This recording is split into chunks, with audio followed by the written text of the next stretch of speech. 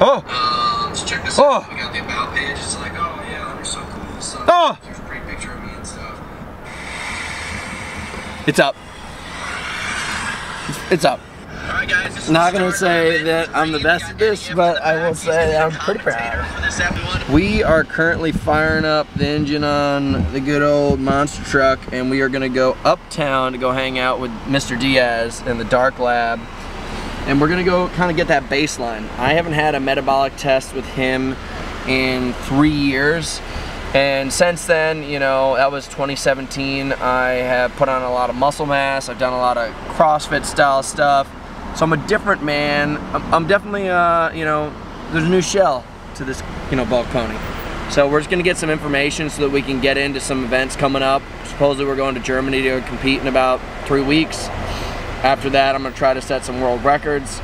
And overall, I just want my metabolism to be firing all cylinders, if you know what I mean. So let's get this party started.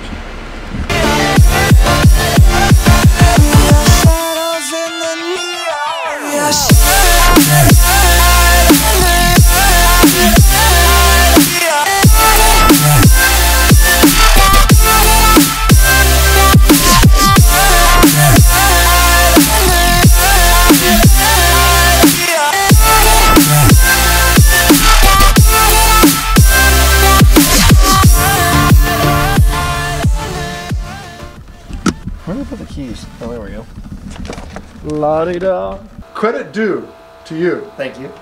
For when you had recently posted the importance of that resting metabolic assessment on your Instagram account. Did you get any business? No. Ah. But I still appreciated that you understand and realize the importance of having that information. Yeah.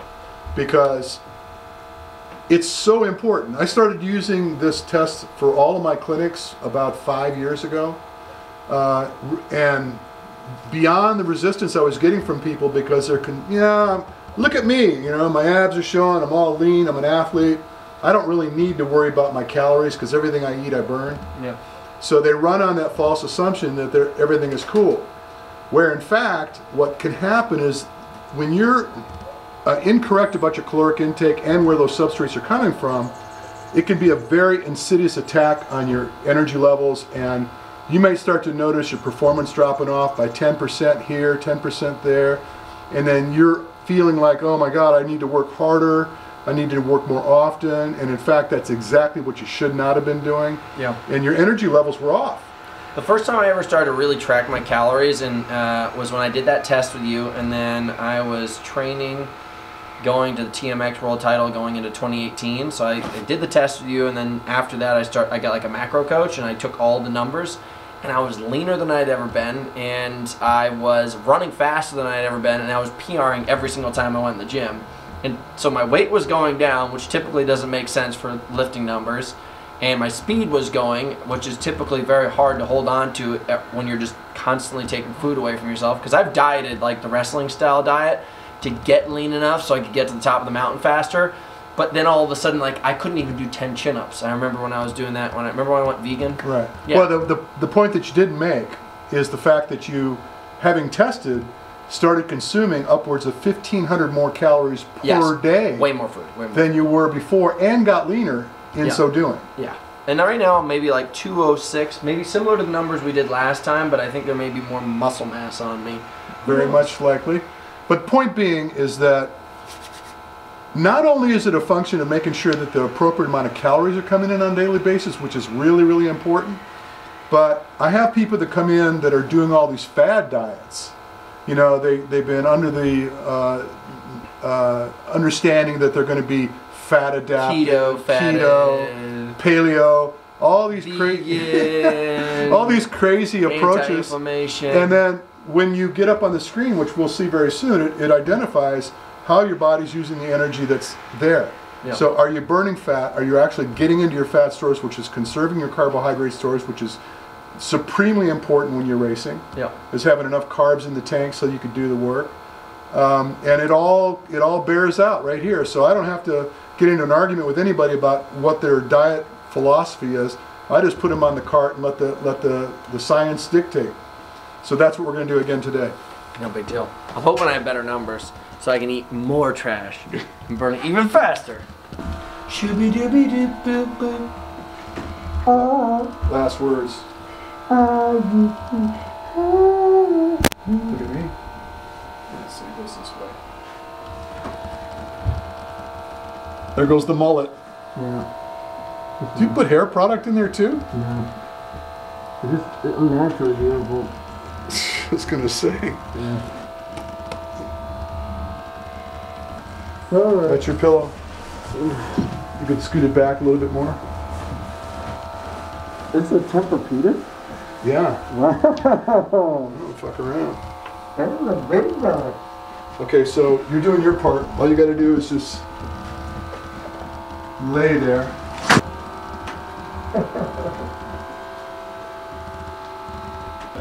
Scratch your nose? No. Scratch my balls. I'm a prisoner. Take shot. When we do these clinics, we do this upwards of 20 times, and then 20 VO2s, and then gait analysis on everybody that shows up in here. It's a rough couple of days of work.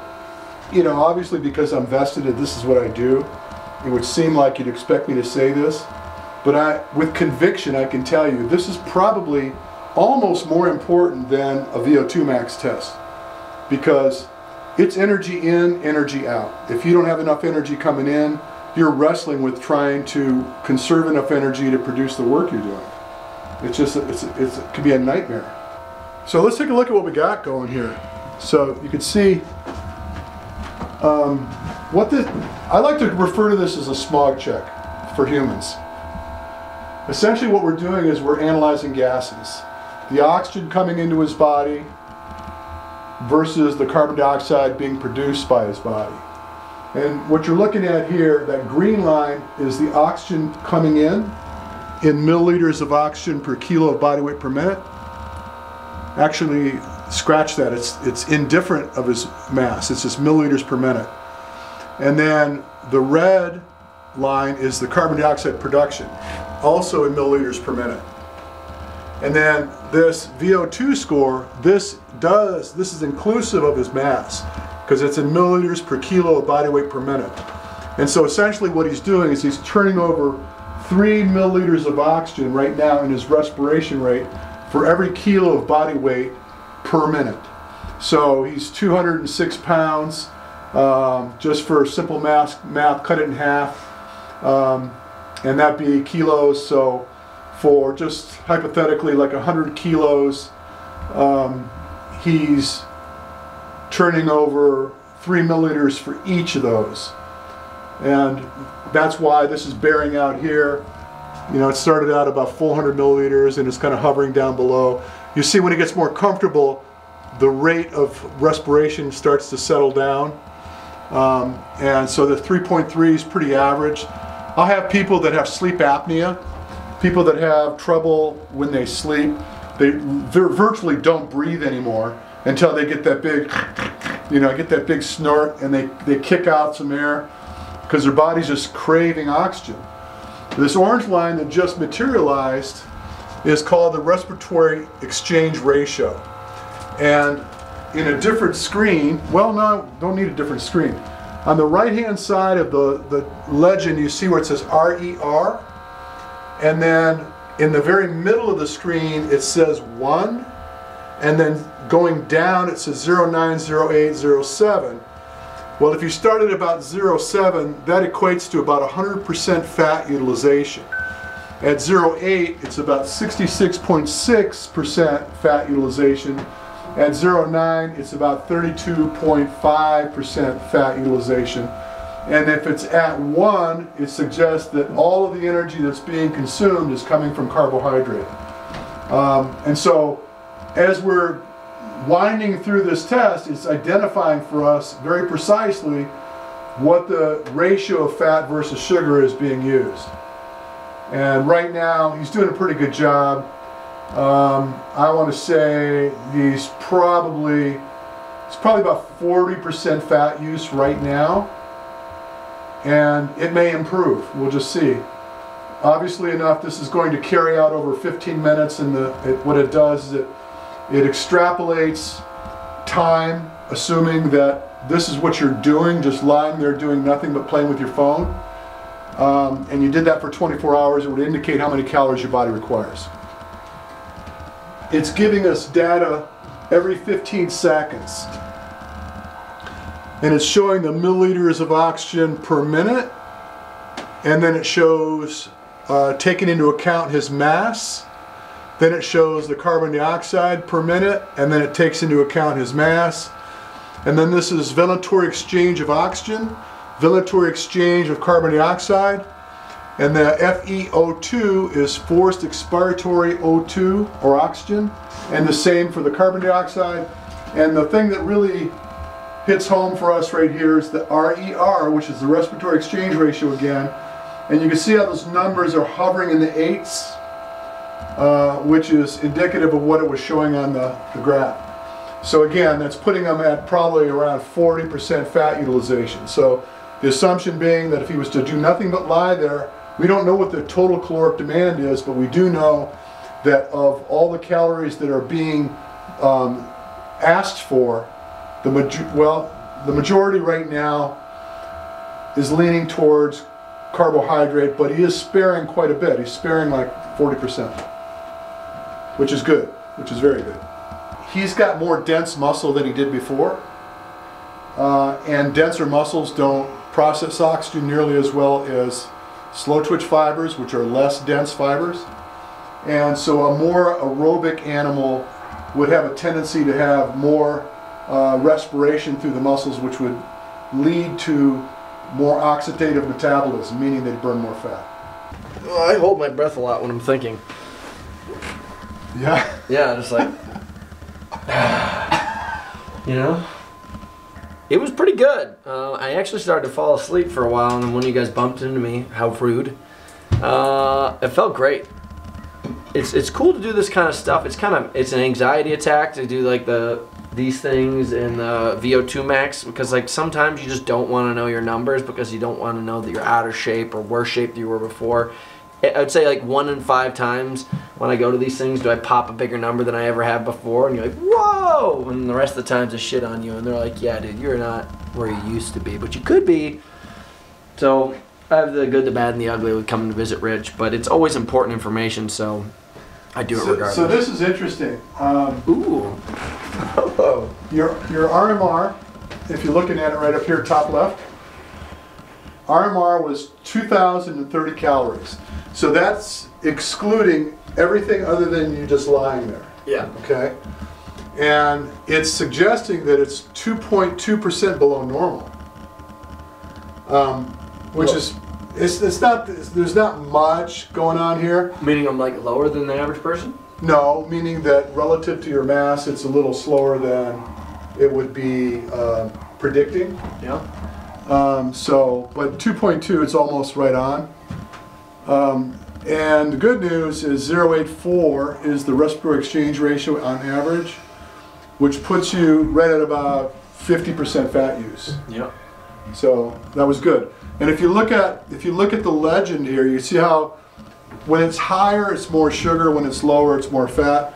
And you can see right about here is where I chastise you for looking at your phone, and you stop looking at it.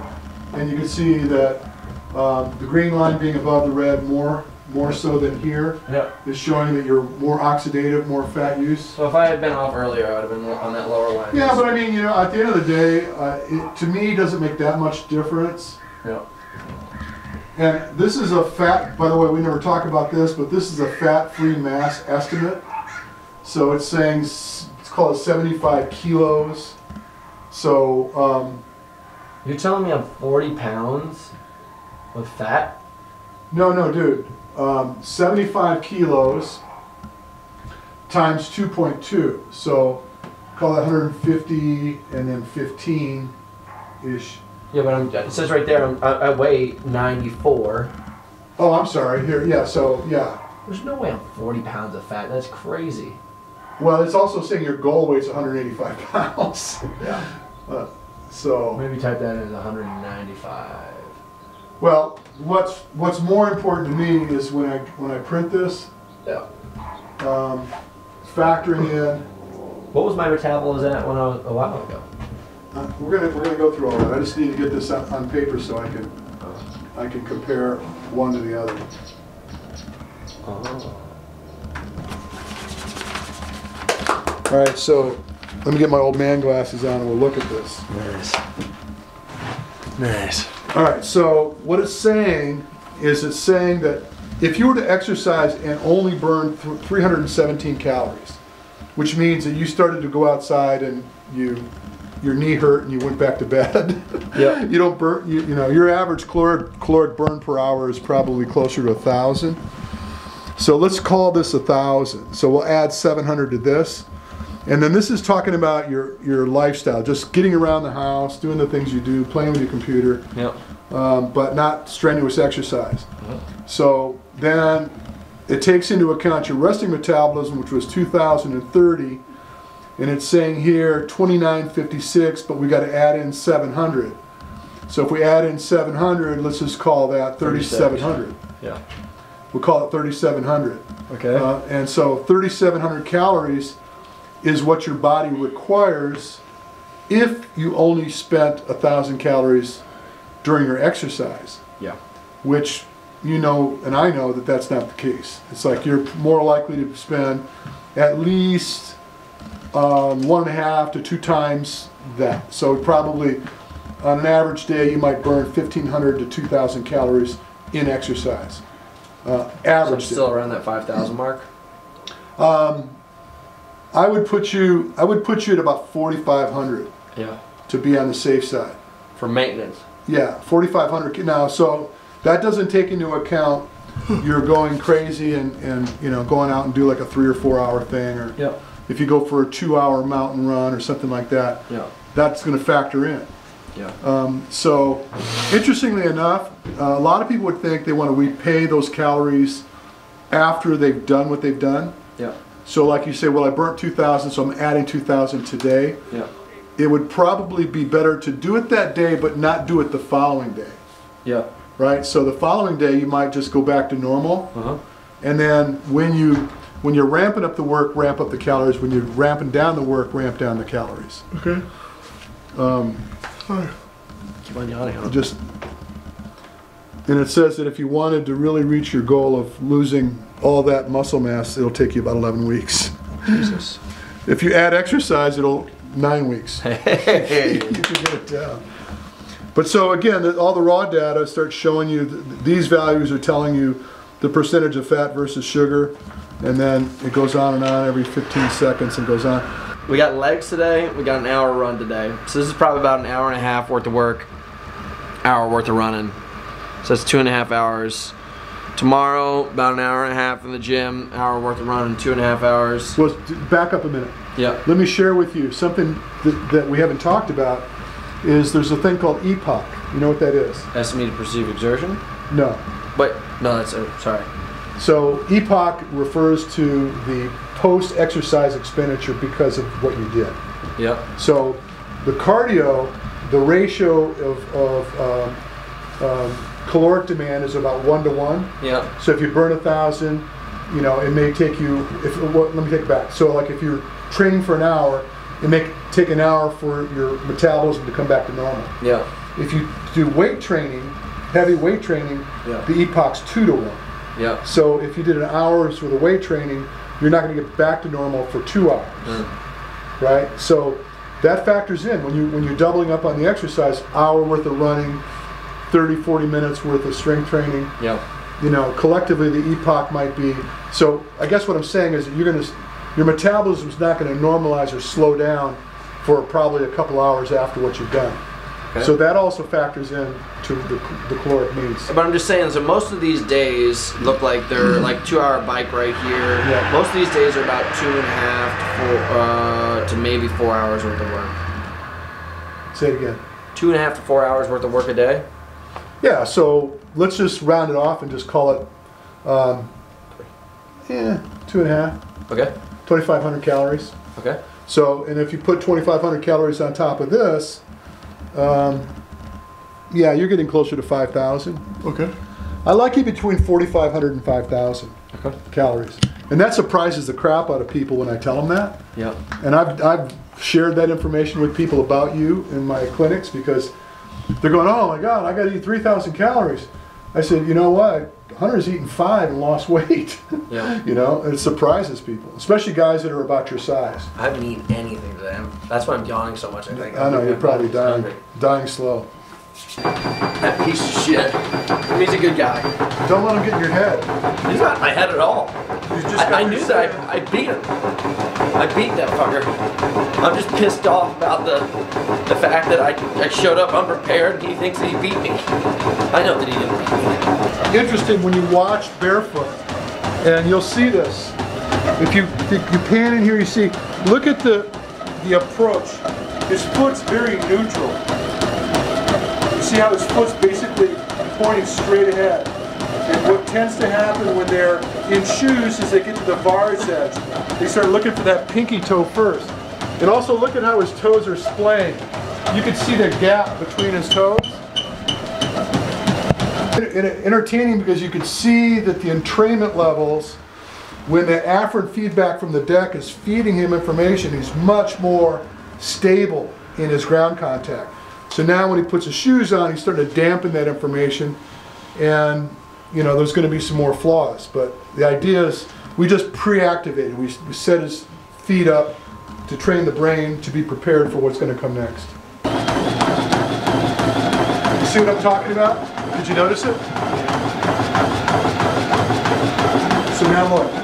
You see how it's more on the outside edge of his feet? In my shoes? It's better. It's better. So what I need those knees to come forward. Knees forward.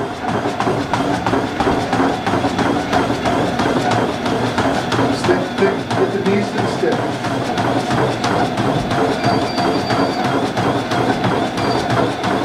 Keep the shins behind the knees.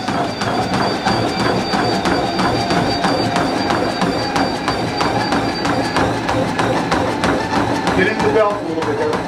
Drag that belt a little bit. Push your hips forward.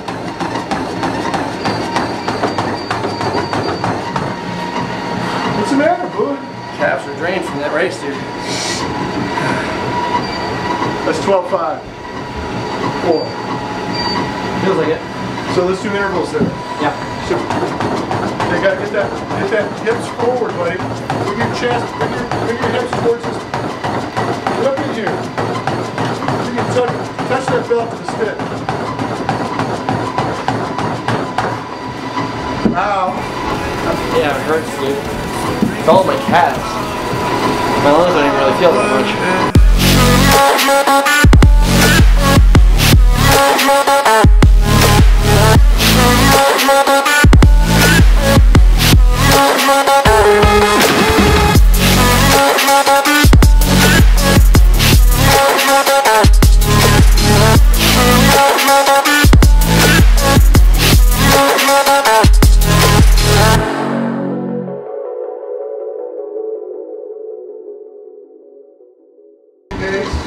That sucks. They let you just lay in and see what it feels like. So your tendency is you work harder than you need to. Yeah. Because your cadence was a little quicker by nature than that 180. You got to find that floating sensation where you just feel like you're just happy and comfortable, because you don't need to do more work to maintain the same pace. I agree. So we just finished up in the lab. As you guys saw, we did like the whole spectrum of why Rich is such an important coach and has been an important aspect of my training, and could be for you if you want to reach out to him. He has people flying from all over the world to work with him. So just to give you guys a little like backlog, RMR, really important stuff if you are trying to understand your baseline as an athlete and just understand what your core is just kind of burning daily to exist. And if you want to go past that, what you need to do to support it, I think it's super important. I've had my best results doing that. And then part 2, guys, has just been, I've been running for 15 years of my life, and it doesn't mean I'm a professional runner. It just means that I was good enough to get by. So working with somebody like Rich has been able to really turn me into a professional runner, at least become better at my craft. And it's exhausting, it's challenging, but it's worthwhile and pays off in the end. So if you got any notes to say, otherwise that's a button. Yeah, well, you know, I've got t-shirts made up says you can't win if you run like shit, right? Yeah. I don't know what else to tell you. It's the damn truth. We'll button it up with that, baby. Once you get this stuff really nailed down, you get to see the biggest results, and that's what we're really going for, because if I'm going to make a comeback, I'm coming to crush skulls, baby.